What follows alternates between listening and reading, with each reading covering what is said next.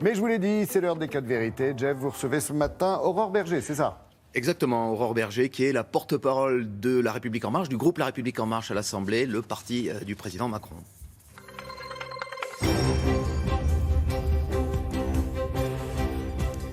Et effectivement, bonjour à vous, Aurore Berger. Vous êtes l'un des nouveaux visages de cette majorité. Vous venez des rangs de la droite. Vous avez rejoint le parti d'Emmanuel Macron avant son élection. Est-ce qu'il vous est arrivé de regretter ce choix?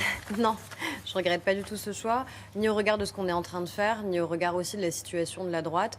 Je vois que l'élection future de Laurent Wauquiez à la tête des Républicains, c'est que finalement que la conséquence logique de la manière avec laquelle la droite s'est radicalisée ces dernières années. Alors, Emmanuel Macron suscite aussi des déceptions, on va en parler. Et parmi les déçus du macronisme, il y a Alain Juppé, votre ancien champion. Je rappelle que vous l'aviez soutenu pendant la primaire et il a déclaré il y a quelques jours: je ne sais pas ce que c'est que le macronisme, je le cite, dire qu'on veut faire de la politique autrement, ça me fait bien rigoler. Les idées du gouvernement sont floues, ça manque de cohérence et d'ambition. Qu'est-ce que vous diriez à Alain Juppé pour le convaincre qu'il a tort, selon vous? Pour moi, il y a une ligne qui est extrêmement claire. On marche sur nos deux jambes, c'est-à-dire libérer dans ce pays, c'est-à-dire ce qu'on a fait par exemple sur la question du droit du travail, où on était dans des carcans qui étaient extraordinairement rigides et qui protégeaient ceux qui étaient déjà en emploi, mais qui ne permettaient pas à ceux qui étaient très éloignés de l'emploi de pouvoir y revenir. Donc c'est libérer, puis protéger mieux ceux qui méritent de l'être, mais de manière différente de ce qui a été fait. C'est par exemple ce qu'on est en train de faire avec la stratégie logement.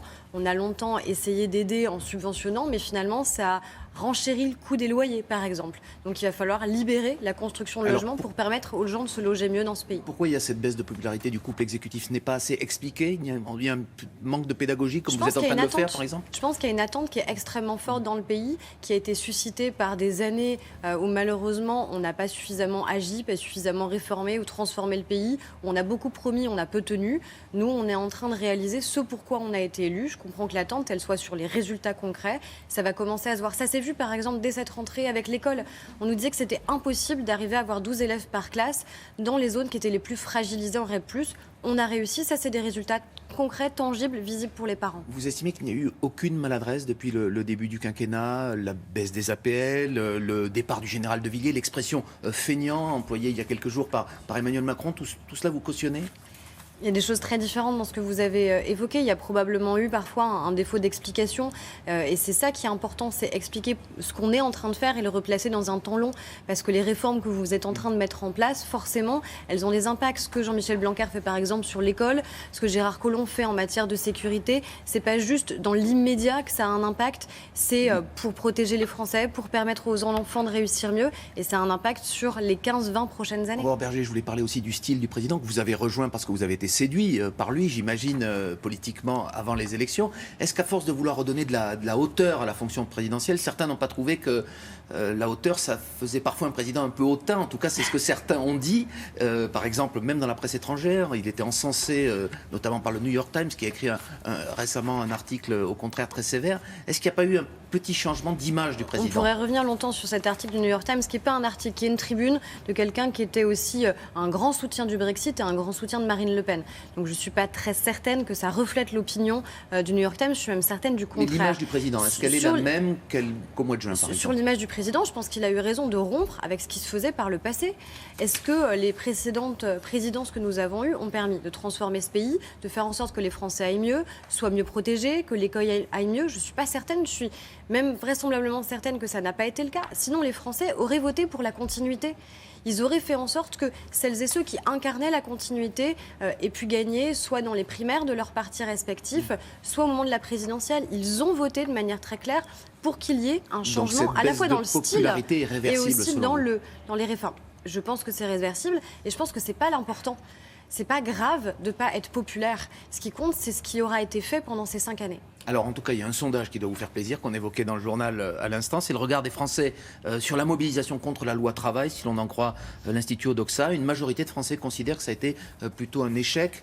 J'imagine que c'est aussi votre conclusion. Moi, je n'ai pas à commenter les chiffres de la manifestation, quels qu'ils aient été d'ailleurs. C'est pas le sujet, parce que de toute façon, les ordonnances sur lesquelles nous, on a travaillé au sein de l'Assemblée nationale et sur lesquelles ensuite pour lesquelles le gouvernement a eu un mandat, de toute façon, il est hors de question qu'on revienne sur ces ordonnances. Il y a eu des centaines d'heures. Quelle que soit la mobilisation dans les semaines à venir, si Jean-Luc Mélenchon réunit des dizaines de milliers de personnes le 23, le gouvernement ne recule pas, n'adapte pas?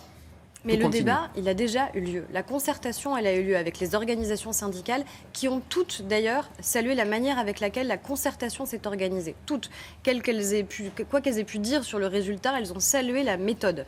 Donc la concertation a eu Donc lieu c'est avec les inutile de organisations manifester, Aurore syndicales. Berger. Comment ? Donc c'est inutile de manifester. Mais les gens ont un droit absolu, évidemment, à manifester, à exprimer leur opinion. Personne ne reviendra jamais dessus. Par contre, le gouvernement et la majorité parlementaire ont aussi des devoirs, qui est de respecter les engagements pris devant les Français, notamment en matière de droit du travail, et donc de faire en sorte que ces ordonnances, sur lesquelles on a débattu, y compris que les organisations syndicales, soient mises en œuvre.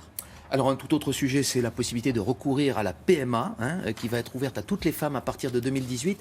C'est un sujet très sensible dans la société française. Est-ce qu'il était nécessaire, est-ce qu'il était urgent de réouvrir des cicatrices qui ne sont pas forcément refermées? On voit par exemple que les militants de la Manif pour tous préparent déjà des arguments. Laurent Wauquiez en a fait son cheval de bataille.